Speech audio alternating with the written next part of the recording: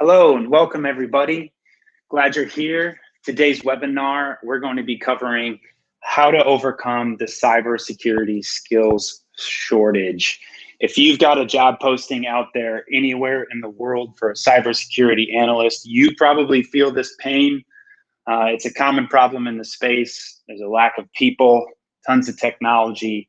So we brought in Jason Miller, CEO of Bitlift Cybersecurity, to walk through some key tips you can take away from today are going to be how you can find the talent, develop the talent, and maybe some alternative methods to what you're seeing out there in the space. So to kick off here, Bitlift Cybersecurity, we're really focused on helping people illuminate and eliminate cyber threats. You have to see them before you can remediate them. So visibility is key, helping people understand what their environment has, the gaps, the vulnerabilities, where the raw data is coming in to help see that, to identify the problems and then get rid of them, right? So it's not just a bunch of alerts and, hey, here's the problem, go fix it. But we're really the team behind the scenes and in front of the scenes helping you do that. So that's what Bitlift is doing for clients all across the US. And today we've got speaker Jason Miller, founder of Bitlift. Ton of experience in the IT space, the cybersecurity space, bridges the gap between the technical and the functional. So really can sit with the C-level, the strategy, while at the same time helping people think through the nitty-gritty of the technology. And that's a really great trait to have, to be able to ride both channels. So with that, Jason, I want to kick it over to you. Walk us through the webinar today. Great to have you. Thanks for joining us. Yeah, thank you very much, Nick. Appreciate everybody listening in and watching today. We're going to go through some really good material, share with you what we've experienced at Bitlift, and even what some of our clients and even people in my network have shared with me. So a light agenda here for you as our audience to let you know what we're going to cover today. Just a brief overview of the cybersecurity landscape, the 2021 state of hiring, and share some stats with you there. An open-ended question is just the alternative methods for talent. And we'll cover that as some of the ways that we have seen resources, talent, and acquiring those. What to look for in people, that is always the question that's the hot topic over a cup of coffee or tea and discussing that, right? Another one here on number 5 is just how to leverage the technology, and go over that is what we've seen, what some of my other peers have experienced. And then near the end, we're going to turn it back over to Nick, and he is going to discuss the prize giveaway details and some Q&A. And I also want you to be encouraged throughout today's webinar. We're actually going to ask some Q&A, and so I want you to be ready to communicate with us in your chat. We're highly encouraging you to participate, and we're going to share with you some thoughts on that and give some real-time feedback. So with that, further ado, we're going to get into our first chat question. And I direct you to use your chat window and communicate with us here on this. But the question is what are 3 traits you look for when you're hiring a security person? So this is one of the areas where we in the NetSec or just the security field, we look for traits, right? And everybody sort of got their opinion around what traits to look for. And we're super interested to find out which ones you guys as our audience today feel like are the most 3 important traits for you. So just take a moment and chat that to us, if you would, please. And let us know what you're thinking. If I had some Jeopardy music or something like that, I'd play it for you. But so I'll let you wrap that up, and I'm going to move on to our next slide and get into this. So As I mentioned, the cybersecurity landscape in 2014 looked very similar to this. It was a lot simpler. There was a lot less companies focused in that cybersecurity space. And really, I even looked at some ones from that were early 2010 and 2011 infographics like this, and there was even less, right? And the point of showing you this is showing you this next one, which is, this is 2019's cybersecurity landscape. And if you look at this, I actually use this from another company that's called Cyberscape here.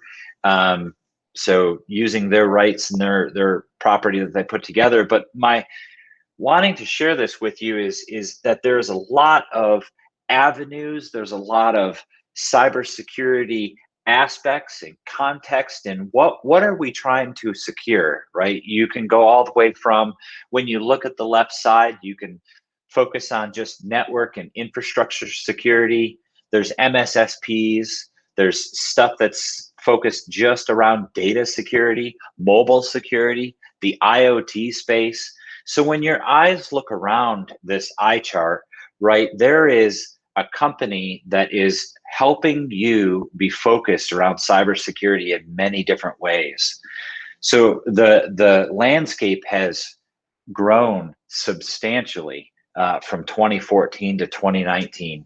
And I'll actually be looking to put out another webinar a little later this year in 2021 that will have an updated chart similar to this to show you even more. So be looking forward to another webinar later this year on this topic. But the reason for this is because we are all trying to hire cybersecurity skill set and talent, those resources that help us in each one of these areas.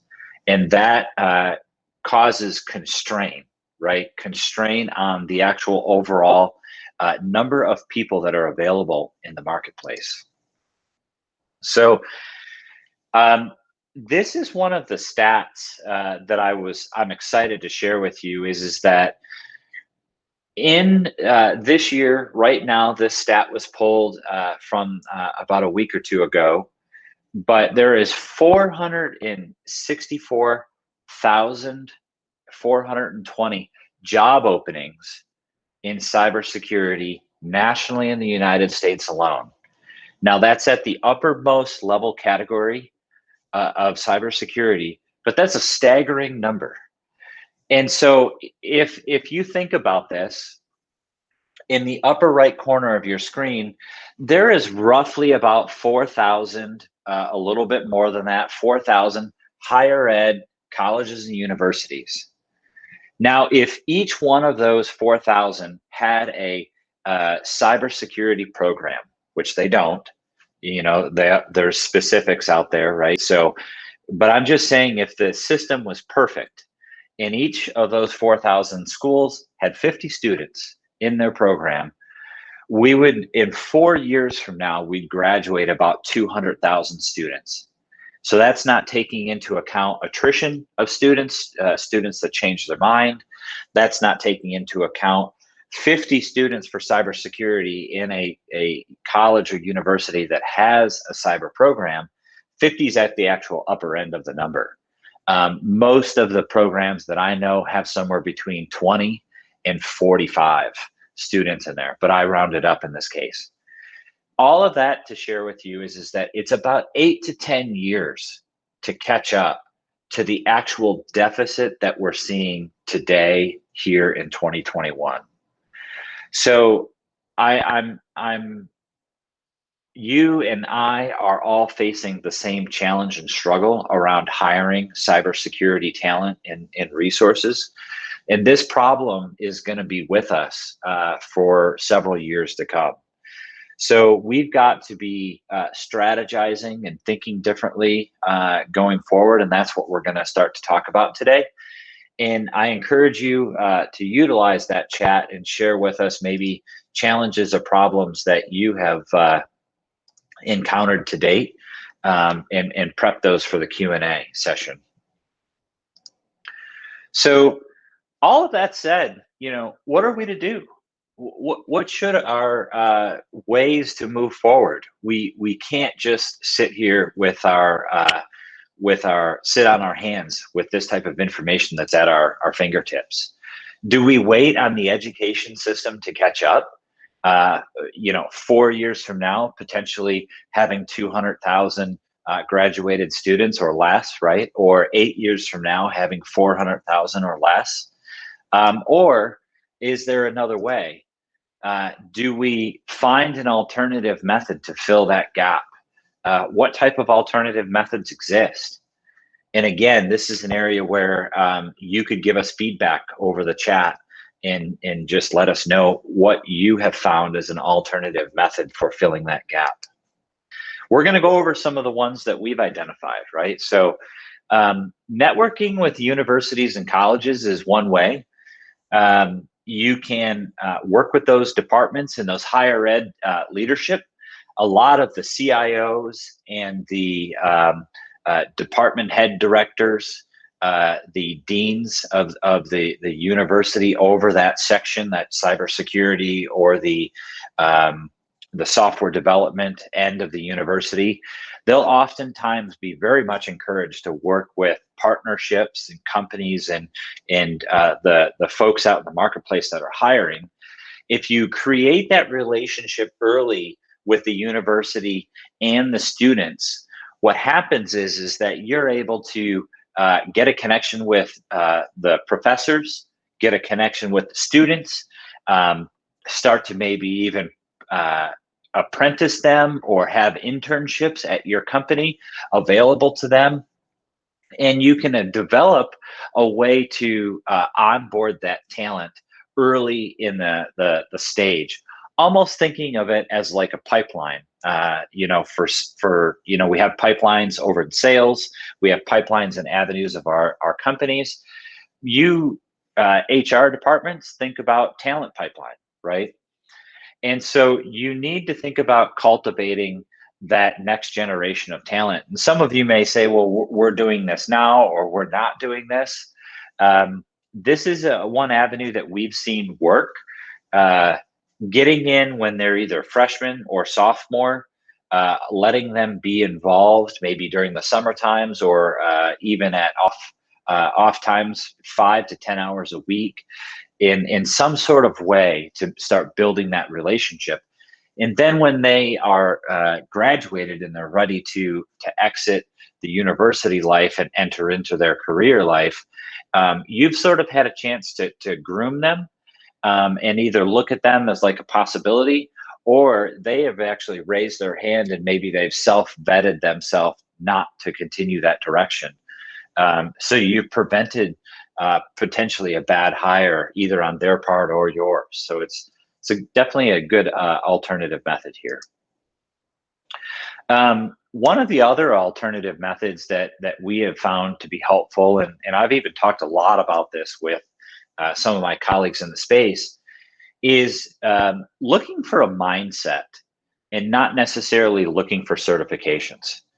I think we've all in the IT space ran across enough individuals where they went out, they got the certification, or maybe they got all the college in the degree, but their mindset wasn't really in it, that they weren't passionate about what they were doing. And so you got to flip this around a little bit.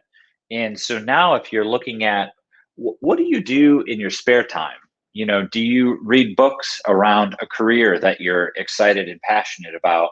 Do you go and work on in your nights and evenings, maybe on a pet project or something that would that keeps you excited? And so it's because it's a mindset of yours. You've captured that excitement so much, though, that your day job doesn't necessarily feel like it's work. Right? It's just a mindset that you're passionate, you love to do. And that is one very good way of helping find talent alternatively. Training them based on fitting their needs. investing in their growth and their opportunity. I think we've all probably heard some popular quotes that, what would happen if we don't train our people?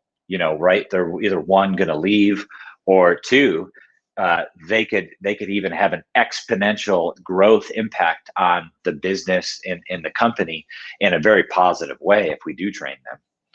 And then give them that hands-on experience, allowing them in their mind to grow, not limit them. Try not to put people in a box, or approach the situation with how you think that they should think. Asking them, what do they think about this topic? What do they think about this challenge or this problem? And really understand their mindset when it comes to cybersecurity, and what are they passionate at doing. I often, this fourth bullet point, looking for their passion as an investigator. Oftentimes people will apply for a job, or they'll apply for something that they think will pay well, or that is going to get them a job, but they might not be really passionate about it. So they might just come in, punch the clock, in and out, and they're really not moving the needle inside of the company or the organization. And what this is this is not only bad for the company, but this is also bad for them. They're not moving along properly in their career. They're not happy. And what I often do is I turn on the investigator hat while I'm interviewing a potential candidate. And I've even told people inside of the interview process that I don't really think that you're passionate about cybersecurity, or particularly like our current job position that we're looking to fulfill. I think you're passionate about this because you have talked the most about this X topic during our conversation, and you're in here interviewing for a cybersecurity position. And it's often opened up their eyes and helped them course correct.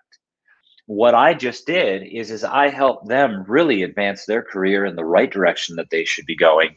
And I prevented us from potentially hiring a candidate that we would have maybe have spent months of training in dollars on, ultimately for them to eventually one day leave us because they're not happy. And then the fifth point here is something that's very important. You want to cultivate a developer analyst mindset. This is a recommendation for you. This is what we have found to be very good. Here's the thing is today we are fighting code with code. There's software developers that are creating the malware and the infections and the automated bots that are trying to attack each and every one of us. And so we have to have a combative development analyst mindset on this side of the defensive lines, so that we can play a proper offense, defense in cybersecurity. And the other side of it is once somebody actually gets in and they start to play a role in the day-to-day job duties, they're going to find out that they have some developer wherewithal and skill set.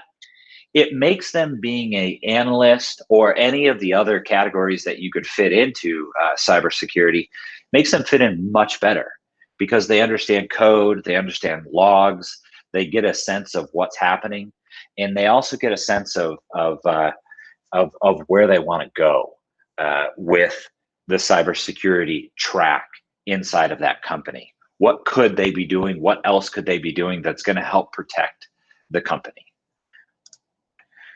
And another one here is focus on culture and engagement. Now, I know every company says that we're really big on culture here, and so there's this life, fluffy movement that's happening. And next thing you know, everybody brings their pets into work, and it's focused on culture. But what I would say is fundamentally we have to shift a little bit differently here. Determine what will keep people at your organization. I think we've all heard we have left our job because of our boss or management, right? That's probably the biggest one out there of why you would leave your job. But what some of the other things might be is that they are not feeling culturally fit inside of the organization. And that could be the work style, that could be the amount of hours, that could be the way that time is associated right at the company. What I would really recommend are these: developing a high performance work where you can use frameworks like Agile and Kanban, and the style of work takes away from the amount of hours that somebody puts in, and it converts it over to what are the actual project and workload and goals that we're trying to achieve. It goes back to, I think, I'll make an assumption. Everybody's probably heard the plumber statement, right? Which is that, a plumber shows up at your house, gets the job done in 5 minutes, and bills you $100. And you're thinking, well, wait a minute, he or she billed me for, $100 for 5 minutes of time. And the plumber looks at you and says, no, no, no, wait a minute. It's because I've been doing this job for 30 years is the reason why I could have gotten that job done in 5 minutes. And it's the 30 years of on-the-job experience that translates that to that $100. We have to have that mindset in the culture and engagement here, because if that person goes home and they exponentially grow and keep training themselves and read books and watch webinars, and they keep growing themselves more and more and more and more, they could come in and execute their job and their mission and their goals for the company in less than 40 hours a week and still be successful for the company. They could also choose to put in 50 or 60 hours a week or 70 hours a week and be successful. And measuring, if you've all heard the book Measure What Matters, it was really focused around OKRs. And we've actually taken that on here at Bitlift. So if everybody is meeting their OKRs, and which are the objectives and key results, then that builds a culture and a mindset in each one of the employees that are helping carry the torch towards that finish line. And then one of the biggest ones is know thyself, right? You want each one of the team members to really know themselves and to be happy with their self in the job that they're fulfilling and the torch that they're carrying with the team. If people don't identify not only themselves, but also identify how important they are inside of the team, they may not engage real well. They may not engage in the workload really well. You might see them show up every day. You might see them get their work done. It might be late, or it might be sloppy, or it might just be like, gosh, they just crossed the finish line at the very last moment. And this is where you need to help people that are on your team really identify how important and crucial it is for them to be part of the team, their opinion matters, and that they're engaged in with the team. I'm always reflecting on there is no I in team. So each individual is part of the collective team. Not one person is more important than another. Another alternative method here is really to reskill and retool. Now, I think probably all of us at some point have gone over reskilling and retooling as IT has just constantly changed, right? But you want to assess those on your team. If you cannot find, we have heard this a lot, if you cannot find cybersecurity talent, you've got a job posting. And again, we'd love to hear from you. So if you have a current job posting now, please, send us a chat message and just say, we've got a job posting and we've either struggled to find the right person, or we have, found the right person. But what we have heard is that it is a major struggle to find security talent, open job positions. And then what happens is we look towards the internal team. You look to somebody that says, you know what, I'm willing to let the legacy thinking go in some regards, and I am willing to be reskilled.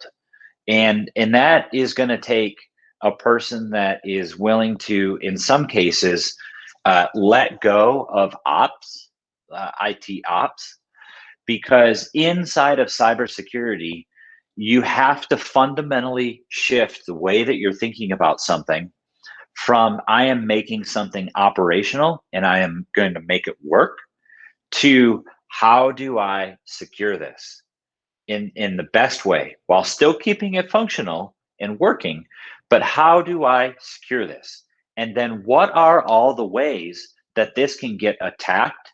What are the ways that some criminal could attack this? What's a way that a criminal might attack this that I'm not thinking about?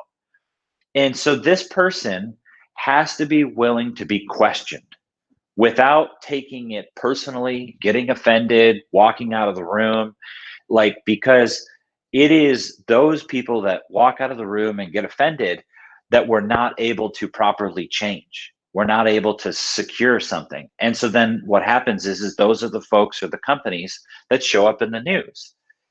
We have to set our pride aside and say, I am willing to be questioned. I built this in an IT operational way with the best of the ability and the best of my abilities at that time. But I am willing to learn, and I'm willing to have somebody ask me questions so that I can maybe grow and learn, and we could secure this even better. So those individuals, when they raise their hand and say, I'm looking to grow and change, those are the people that we would want to reskill and retool on the team. And even implementing DevOps and OPSEC methodologies are extremely important here. Some developers don't want to even, approach the security topic, right? I think that is getting better these days, but you go back to 3 to 5 years ago, and we still had a lot of developers that said security is not my job. Now I think that is changing. There may still be some in the marketplace, but today DevOpsSec is very, very, very much in play. And if it's not in your organization, I would highly encourage that it should be, because every bit of code that is being written is going to be tested to be exploited at some time. And I would think you would want to know about it before the criminal knows about it. Because if the criminal knows about it and you don't know about it, then you're just a sitting duck waiting to get exploited. So if we can get these methodologies, and the methodology is also a mindset shift to have DevOps and DevOpsSec be integrated with the way that we deploy software, with the way that we even deploy infrastructure operationally, is super important. This is also one of those things where if you are using DevOps or DevOpsSec methodologies or mindset, hit us on the chat and just let us know. Hey, we're using that today. We're having success, or maybe if you're having any sort of problems or challenges, love to hear from you on that. And then leveraging technology. So you might say, oh yeah, we're doing this today. And I'm going to give you some feedback. So we all utilize software today to major degrees. You could look at any one of our companies and probably list out 100 software applications that we use, or in excess of 100, right? But I would just encourage you to look at that software stack and that vendor stack and determine, are you getting a return on investment or return on value from that software, that vendor? Now, this is where we could learn to optimize our software usage and our vendor usage. And in a lot of ways, I would even say, determine where these vendors, maybe it's another company that has a subject matter expertise, and they only do these 1 or 2 things, but they do them really, really well. And they potentially, for the price, they could get you a major amount of lift. And that could bring back, 10, 15, 20% of resources back to your team. And so it could be worth it, because you might not be able to find skill set somewhere else to move that or shift that over to that partner. And then you really want to avoid shelfware solutions. What I mean by this is ask yourself, can we get this software package or this SaaS solution as a managed solution? Can it come with software and managed services both delivered together? And the reason why is because still today, I run across so many organizations that where they have software deployed, and it's like 10, 15, maybe 20% configured and stood up and utilized. And I asked this question: when was this purchased and how long ago was this set up? And you find out that it was like 6 months to a year ago that the product was purchased, and somebody tried to implement it either internally on the team or with an external vendor, and it was never crossed the finish line. And so what happens is the company itself has spent this money. Everybody around the team has decided to go in this direction, but unfortunately, it never crossed the finish line for whatever reason. And so it turns into shelfware. And then everybody gets a sort of ill feeling about this software. The software that we bought, it's not working. Well, come to find out, it was never fully finished and never fully configured. So I'd highly recommend you really ask yourself those questions as you're going down this road. Reviewing your on-prem and your cloud transition. Is there a way where you could move this software or that software out of your on-prem and out to a cloud SaaS delivered solution? So again, it could free up internal resources. It could free up hardware. It could free up maybe some dollars. It could free up your team's time. This ultimately is driving towards highly optimized internal teams. That's what I'm driving at here with you in sort of this bullet point is if you can think about the internal team being a highly optimized, highly efficient team. You guys or girls are subject matter experts at what you're working on, and you could get some of these other things that you're not subject matter experts off your plate and over to another company that could help partner with you and take that burden off of your load. And the fifth bullet point here is utilize consortium pricing for economies of scale. We find a lot of organizations out there that come together. They bind up together. They're a consortium of some sort. They're either an association or some sort of partnership. And then that gives them buying power. If that whole organization and that consortium says, hey, we're all interested in this product over here offered by this company or this vendor, we're all going to buy that. Next thing you know, that software company or vendor is much more willing to work with you on price, because you're not just one entity anymore that they're selling to. They're selling to maybe 5 or 10 or 20, and they are also able to get economies of scale, so which would reduce the price. So that's sort of some of the alternative ways that I wanted to share with you today. I wanted to review these key takeaways. And again, this could be your time where you come into the chat and ask us any sort of questions. But cultivating talent in conjunction with schools, I brought that up in the very beginning. I wanted to remind you of it. If you know of any schools where you could start to build relationships with, that's important. Looking for that mindset, right? Not the certificate or the degree necessarily, but if you can find a good mindset, somebody that's eager and hungry and passionate and willing to learn, oftentimes you can work them towards a certificate or a degree later on. So that's another alternative. Creating that organizational culture, and we talked about that, right? Which is, what do we want people to be excited about when they show up to work at company X, Y, or Z? Coming into the building, and what are the things that get them excited? Ask those team members and take that feedback. You may find out changing your company culture inside could be the best thing for the company. Utilizing those software and vendors to fill that critical gap is imperative. We have even done that quite a bit here at Bitlift, as well as some of our key partners in the space.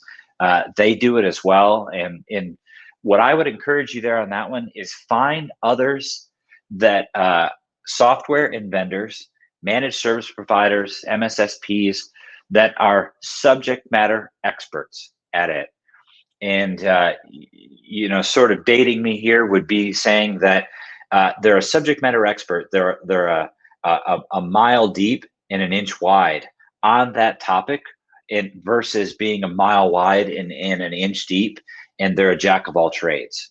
You want to find people that are subject matter experts. And then skill set and retool your current workforce. This tends to be a popular one simply because we oftentimes, at the end of the day, we look around the table to see who's here, and then something else gets added to that person's plate. And we do that without necessarily reskilling them or providing them the tools to be successful. So I just want to encourage you to, if you do select somebody that's around your table already, that's currently part of your IT team or your IT security team, make sure that you're going to put them also on a path for adding the skills and giving them the tools to be successful. Don't cause them to fail and add more work to their plate without giving them skill set and tools to help them on their journey. So with that, I'm going to turn it back over to Nick, and he is going to enter us into the next time of our session here in the webinar. Yeah, thanks, Jason. Okay, so I'm really excited about this. This is something we've been working on for a while, and something we get some requests for. So here's one of the offers to any of you that are listening to this webinar. So we are offering at the end of this, we know that hiring is one component of the challenges you're facing, right? It's a big one. We just spent the last 30 minutes unpacking that. But there are a lot of other things, right? Maybe you're considering MFA, maybe you're considering some key implementation strategies, maybe you're developing a strategy, maybe you're going through CMMC, maybe you're going through PCI or GLBA. There's a ton of compliance components out there. Maybe you're just looking for some external validation of where to go. So what we're offering to you on this webinar, this is a no strings attached. I'm telling you that there's going to be no hard ask, there's no sale, there's no purchase necessary. What we're opening up is 4 spots for you for 35 minutes of consultation. And this could be with Jason, the CEO of Bitlift. This could be with our director of SOC. Really, we're going to apply the resources based off of your need. This is to serve you, to help you out. So you get 35 minutes of consultation. There's a link here. You can actually go to the link in the webinar here on the platform, or you can enter in the URL there, and then you can submit a request to enter. And again, we're giving away 4 spots for the 35 minutes, and just get access, get some feedback, help with your strategy, really whatever you want to do with that 35 minutes for cybersecurity, it's yours. And so this is something we want to help just boost you, to help you on your journey, to help you on your strategy. Our philosophy here at Bitlift is to build a community of cybersecurity advocates, and that stretches beyond just our customer base. We want everybody to succeed, right? We're sharing things on GitHub, we're building software, we're helping our clients, but we're also just helping people in the space, because we know we're up against a coordinated attack from nation states and from actors that don't have the best interest in mind. So we need to work together. We need to stick together. We need to help each other. And that's our philosophy. We just want to help. So go ahead and click that link or enter in the URL, and I'm excited to see who's entering that. So from there, I do have a couple questions to kick back over to you, Jason. So one of the things I wanted to talk about, which came through here, is, so you talked about certifications, and I know this is a big thing in the industry, right? So certs and the ethical hacker and all these components that are oftentimes on resumes or on job applications or job postings. But one of the question here is, what's your personal philosophy around certifications? All right, so just would love to hear your personal philosophy? Are they helpful or hurtful? And then how do you help? Here's the second part of the question. How do you help shape the leadership who might be asking for those certifications because they're an established company? Yeah, so to answer the first part of that is they're helpful, especially if you take the approach of reading some of the prep books and the reading why the fundamental of the cert was actually created, right? I don't advise to just go take the certification test and pass it just because you can pass it. But I would really highly encourage to learn the reasons why the certification and the test is there, and those underlying the components around it. So I would encourage you reading the books.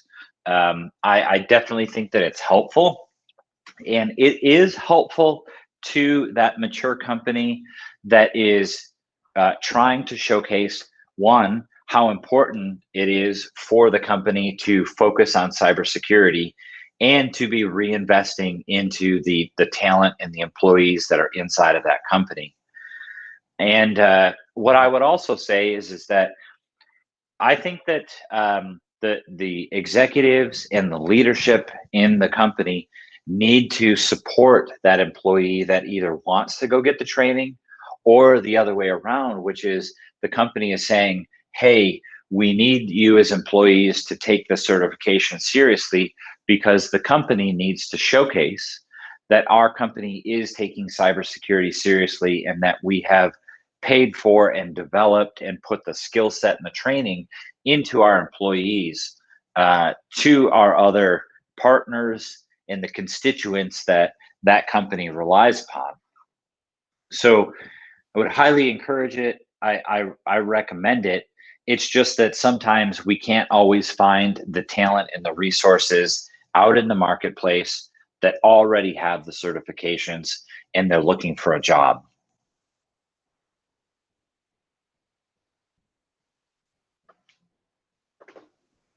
Yeah, that's great. Thanks, Jason. Another question I had here is about schools and finding talent. Have you seen any success in partnering with schools? And then what do you look for in a university for finding that talent before they graduate? What I look for in the talent before they're looking to graduate is that they have been hungry along the lines, along the journey of their college time frame, that they have been inserting themselves in either to an apprenticeship or an internship where they were able to get hands-on experience and start to identify things that they liked and things that they didn't like while they were going to school and trying out some hands-on job experiences. What I like to find is somebody that can tell me what they really enjoyed doing in their day-to-day, and something that they did not enjoy doing in their day-to-day, maybe because they just simply didn't grasp it or understand it well. They didn't feel like they were successful at it. But you want to make sure that they can identify along the way.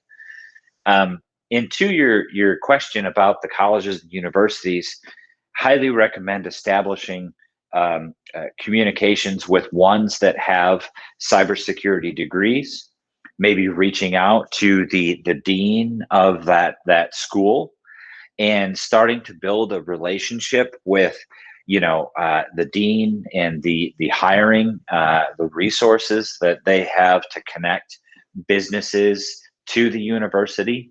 And then even maybe finding out if you can get a spot where you can go into that college or university and maybe talk to the students, whether it's a one day a year or one day during the semester, where you can go in and talk with the students. They also have career fairs, and I would highly recommend getting plugged into those career fairs, and a speaking spot would be ideal. That's great. And then the last question I have here for you, and then we can wrap here, is could you explain DevOps and OPSEC a little bit further And more practically, how have you seen this in operation at companies you work with? Sure. So I will explain DevOps first. So DevOps is the ability that as software is being developed, you are also stitching together the operational component of DevOps, how it's going to operate, and how we ultimately think this code or this software or this app is going to be delivered operationally. DevOps, the best way to do it is to have your operational team and your developers sitting in close proximity to each other, working in tandem with each other, maybe inside the same sprint style. And that way there, the operational team knows what's being developed and what is to be expected of the ops team. And ops is also sharing with the developers on what is going to need to happen in order to make their software operational and production ready.